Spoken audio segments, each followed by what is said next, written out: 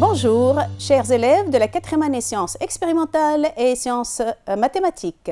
Je me présente, je suis Madame Bouthaina Ben-Belguès Maouji, professeure émérite en SVT. Aujourd'hui, j'ai l'immense plaisir de participer avec vous à des séances de révision en SVT. On va présenter le chapitre de la génétique humaine en 2 parties. Ce travail sous l'encadrement de l'inspectrice générale, Madame Nejia Dridi. On commence. Qu'est-ce que la génétique humaine? La génétique humaine, c'est l'étude de la transmission de caractères héréditaires chez l'espèce humaine, des caractères morphologiques, mais essentiellement les anomalies et les maladies héréditaires. La génétique humaine est basée sur 3 techniques principales. L'analyse des arbres généalogiques ou pédigrés. Deuxième technique, l'analyse des karyotypes. Et troisième technique, qui sont des techniques nouvelles de la biologie moléculaire, on a l'analyse de l'ADN et de l'activité enzymatique. En cette première partie, on veut savoir comment peut-on exploiter les données de l'analyse des arbres généalogiques ou pédigrés pour déterminer le mode de transmission des gènes chez l'espèce humaine. Rappelons, qu'est-ce qu'un pédigré ou un arbre généalogique? L'arbre généalogique ou pédigré, c'est une représentation schématique conventionnelle des liens de parenté qui existent entre les membres d'une même famille. Dans un pédigré, les générations sont représentées sur des lignes horizontales et sont repérées par des chiffres romains 1, 2, 3, comme le montre l'exemple de pédigré ci-contre. Les descendants formant une génération sont ordonnés sur la même ligne horizontale et sont repérés par des chiffres arabes, et les individus portant l'anomalie ou la maladie ainsi que les individus sains sont représentés comme le montre le modèle suivant. Regardez donc un exemple de pédigré. Vous voyez une famille à 3 générations, génération grand 1, grand 2, grand 3, les individus d'une même génération sur la même ligne. Les garçons ou hommes sont représentés par des carrés et les femmes représentées par des cercles. Les individus atteints ou malades sont colorés en noir, alors que les individus sains sont en blanc. Alors, dans quel but on exploite les pédigrés? Donc le but, c'est de déterminer d'une part le type de dominance, c'est-à-dire si l'allèle de l'anomalie ou la maladie est dominant par rapport à l'allèle normal ou non. Deuxième but, c'est de localiser chromosomiquement le gène qui contrôle cette maladie ou ce caractère héréditaire étudié, c'est-à-dire on veut savoir s'il est autosomal ou hétérosomal. Bien, alors, dans le type de dominance, on a 2 hypothèses à discuter. L'hypothèse numéro 1, que l'allèle de l'anomalie est récessif par rapport à l'allèle sain. La deuxième, que l'allèle de la maladie est dominant par rapport à l'allèle sain. Concernant la localisation du gène, on a 3 hypothèses à discuter. La première, que l'allèle qui contrôle la maladie est localisé sur un autosome. Deuxième, que le gène qui contrôle la maladie est localisé sur un hétérosome, c'est-à-dire un chromosome sexuel. Et dans ce cas, on a 2 hypothèses à discuter. Il est situé sur le chromosome sexuel X ou sur le chromosome sexuel Y. Très bien. Pour étudier donc le type de dominance, 3 cas se présentent. Cas d'une anomalie dominante. Regardez donc, il existe des parents atteints qui donnent des descendants sains. Là, des parents atteints qui donnent des descendants sains, les descendants 2 et 3 de la 2e génération. L'allèle donc, il est présent, sain, il est présent chez les parents, mais il est masqué. L'individu sain est forcément donc homozygote puisqu'il porte le phénotype récessif. Deuxième cas, anomalie récessive. Donc il existe au moins un sujet atteint dont les parents sont sains, le cas du 2e et 3e individu de la 2e génération. Donc la maladie elle est masquée chez les parents qui sont phénotypiquement sains. Les individus atteints sont forcément homozygotes puisqu'ils portent le phénotype récessif. Troisième cas, d'une anomalie qui peut être récessive ou dominante. Là, par exemple, sur ce pédigré, si la mère malade est homozygote et le père est sain, hétérozygote, l'allèle de l'anomalie est récessive, sinon il est dominant. Regardons l'autre pédigré. Si la mère malade est hétérozygote, l'allèle de l'anomalie est dominant, sinon il est récessif. On continue toujours avec l'exploitation des pédigrés et on va voir ensemble un rappel des particularités de la localisation d'un gène sur les autosomes. Considérons le gène grand A petit a autosomal. Voilà une paire de chromosomes autosomes. Je vous rappelle que sur une paire de chromosomes autosomes et sur la même ligne, le même emplacement qu'on appelle locus, existe le même gène. Donc, chez les femmes et les hommes, les deux, ils possèdent forcément deux allèles. Ils peuvent être homozygotes pour ce gène, c'est-à-dire de génotype grand A ou petit a, ou encore hétérozygotes de génotype grand A, petit a. Allez, maintenant, on se rappelle ensemble la structure des chromosomes hétérosomes ou sexuels. Voilà donc le schéma de la paire de chromosomes sexuels X et Y. Je vous rappelle que chaque chromosome sexuel présente une région caractéristique. Là, ce que vous voyez en jaune, c'est la région caractéristique du chromosome sexuel X. En bleu, c'est la région caractéristique du chromosome Y. Tout gène situé sur ces zones colorées contrôle un caractère lié au sexe. Chez l'homme, il a une paire de chromosomes XY, donc il n'a qu'un seul allèle du gène, et du coup, l'homme est toujours homozygote de génotype X grand A Y ou X petit a Y. Quant à la femme, elle, puisqu'elle a une paire de chromosomes sexuels XX, elle doit avoir donc une paire d'allèles pour le gène, et du coup, la femme peut avoir un génotype hétérozygote X grand A, X petit a ou un génotype homozygote X grand A ou X petit a, X petit a. Pour un gène lié à Y, l'homme, il n'a qu'un seul chromosome Y et du coup, il n'a qu'une version de ce gène. Quant aux femmes, elles n'ont aucun allèle de ce gène. On va continuer donc avec l'exploitation des pédigrés et maintenant on va passer à la localisation du gène dans les pédigrés et 5 cas se présentent. Le premier cas d'une anomalie récessive autosomale. Donc, dans ce cas, il n'y a pas de ségrégation phénotypique en fonction du sexe, c'est-à-dire que la maladie apparaît bien, aussi bien chez les garçons que chez les filles. Les sujets atteints devraient être homozygotes, bien sûr, puisqu'ils portent un phénotype récessif et les parents sains peuvent donner des descendants atteints s'ils sont hétérozygotes. C'est le cas du couple 1 et 2 de la première génération qui donne des enfants 1 et 2 malades de la deuxième génération. Pour le deuxième cas de l'anomalie, en cas où l'anomalie est dominante autosomale, toujours il n'y a pas de ségrégation phénotypique en fonction du sexe, puisque la maladie est autosomale, les sujets sains devraient être homozygotes, puisqu'ils portent le phénotype récessif.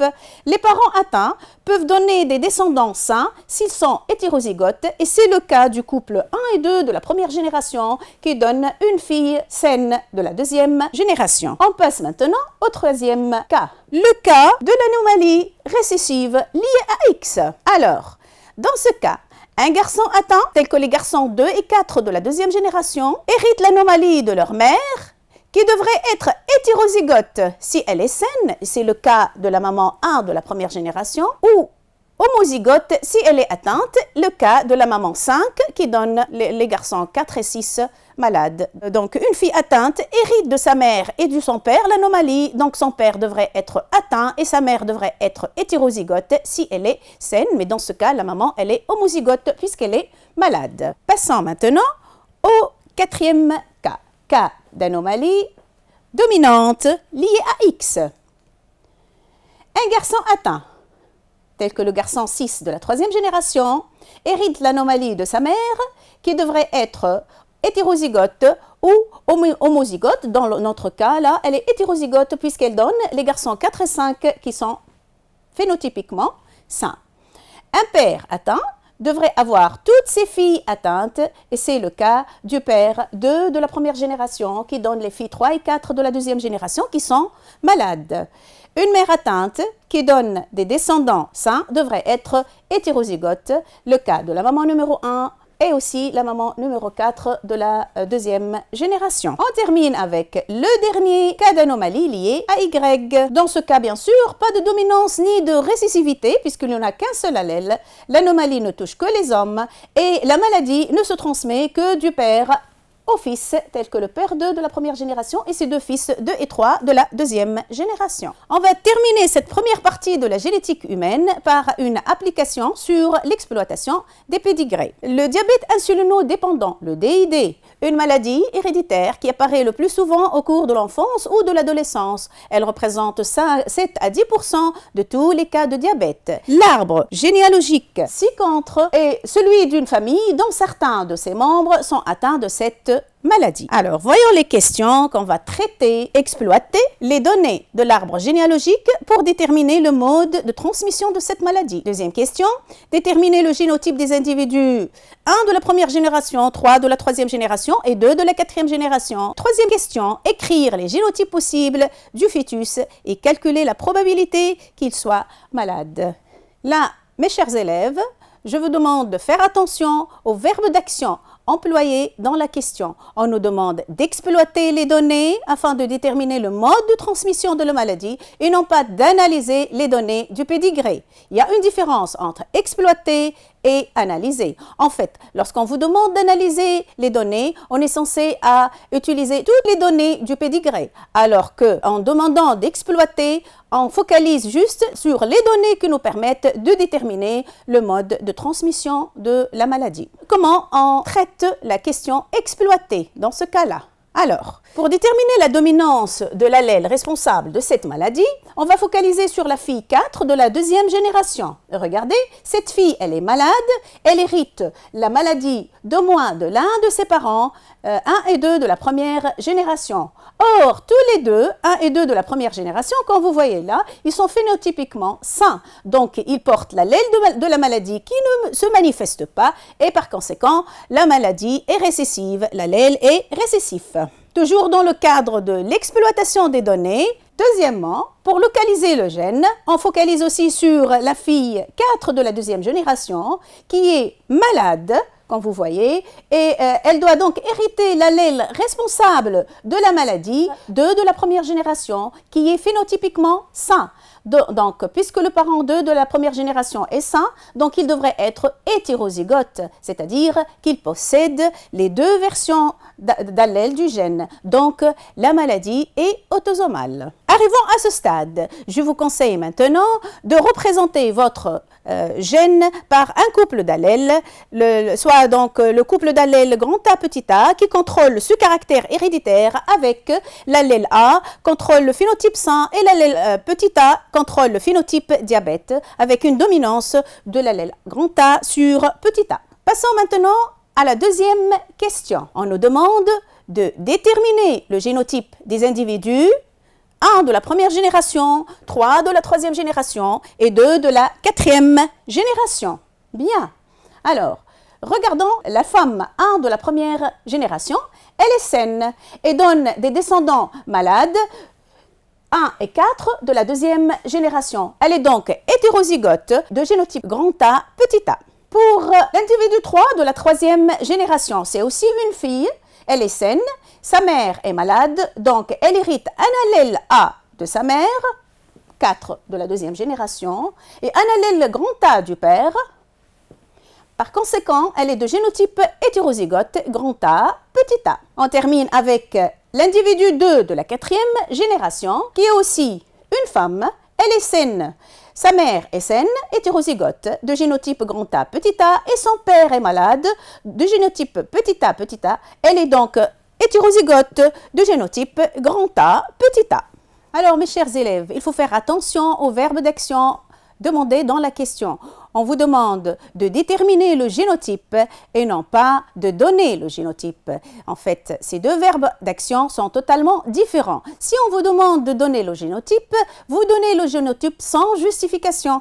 Mais si on vous demande de déterminer le génotype, vous devez justifier le génotype que vous avez donné. Passons maintenant à la troisième question. Déterminer les génotypes possibles du fœtus et calculer la probabilité qu'il soit malade. Là encore, on a le verbe d'action déterminer le génotype et calculer la probabilité qu'il soit malade. Donc, maintenant, vous connaissez que le verbe déterminer, vous êtes demandé à justifier le génotype. Voyons maintenant notre pédigré. Regardez, la mère du fœtus 2 de la quatrième génération, elle est de génotype hétérozygote, grand A, petit a, alors que le père est sain phénotypiquement. Donc, il peut avoir deux génotypes possibles. Il peut être homozygote, grand A, ou hétérozygote, grand A, petit a. Et dans ce cas, on a deux cas à discuter. Le premier cas, si le père est hétérozygote, comme le montre le tableau de rencontre des gamètes, donc la mère est hétérozygote, le père est aussi de génotype hétérozygote, le tableau de rencontre montre que dans ce cas, la probabilité que le fœtus soit malade est de 1/4, c'est-à-dire 25%. Voyons l'autre cas, le deuxième cas. Alors, si le père est homozygote, comme le montre le tableau de rencontre de gamètes, la probabilité que le fœtus soit malade est nulle. Voilà mes chers élèves, on vient de terminer notre première partie de la génétique humaine. Merci beaucoup pour votre attention et bonne chance.